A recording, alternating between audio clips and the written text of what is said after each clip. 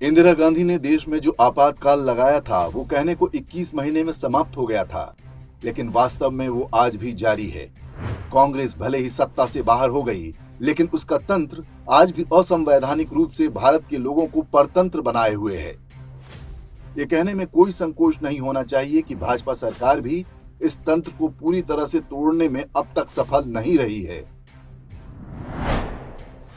तंत्र पर वामपंथ का कब्जा। वामपंथियों ने इंदिरा गांधी द्वारा लगाई इमरजेंसी का समर्थन किया और बदले में कांग्रेस की राजनीति पर उनकी पकड़ पक्की हो गई। ये पकड़ आज भी जारी है। कांग्रेस राज करती है, लेकिन एजेंडा वामपंथी होता है।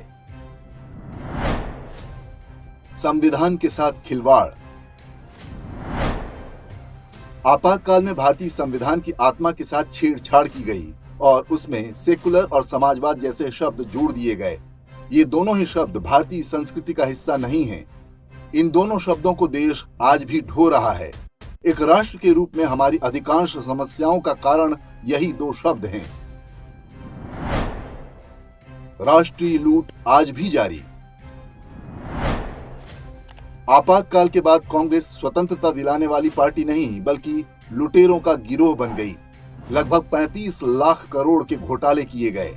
आज भी जिन राज्यों में कांग्रेस पार्टी या उसके सहयोगियों की सरकार बनती है, वहां पर देश को लूटने का वही अभियान आरंभ हो जाता है। भारत को जितना मुसलमानों और अंग्रेजों ने लूटा होगा, आज कांग्रेस लगभग उसी कतार में आकर खड़ी हो चुकी है। कांग्रेस के लिए भारत उपनिवेश है।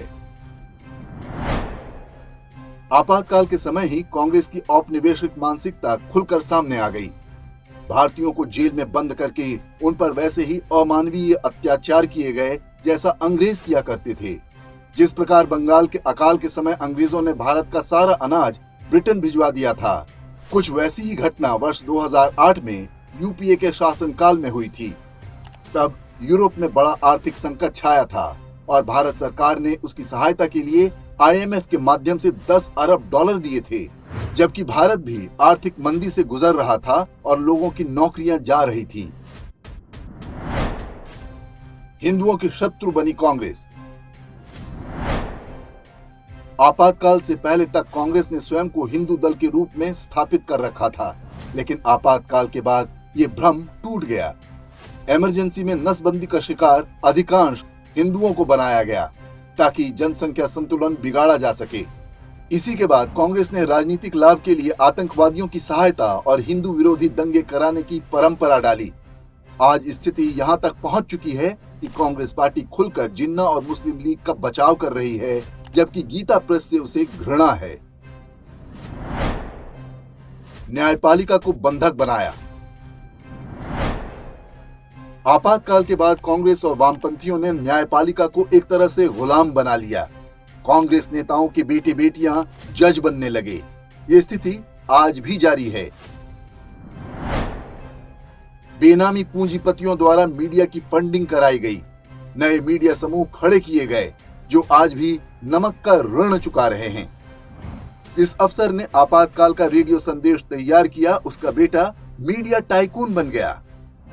साहित्यकारों, कलाकारों, इतिहासकारों के ऐसे गिरोहों को फंड किया गया जो भारतीय संस्कृति से घृणा करते थे। देश में एक ऐसा मजबूत इकोसिस्टम बनाया गया जिसका उद्देश्य था कि गलती से कोई गैर कांग्रेसी सरकार बन जाए तो काम न करने पाए। वो इमरजेंसी ही थी जिसके कारण भारत की वास्तविक सत्ता आज भी कांग्रेस और वामपंथियों के हाथ में है। केंद्र में जो सरकार है वो वास्तव में एक तरह का विपक्ष है और उसके समर्थक सही अर्थों में व्यवस्था विरोधी या एंटी एस्टैब्लिशमेंट हैं।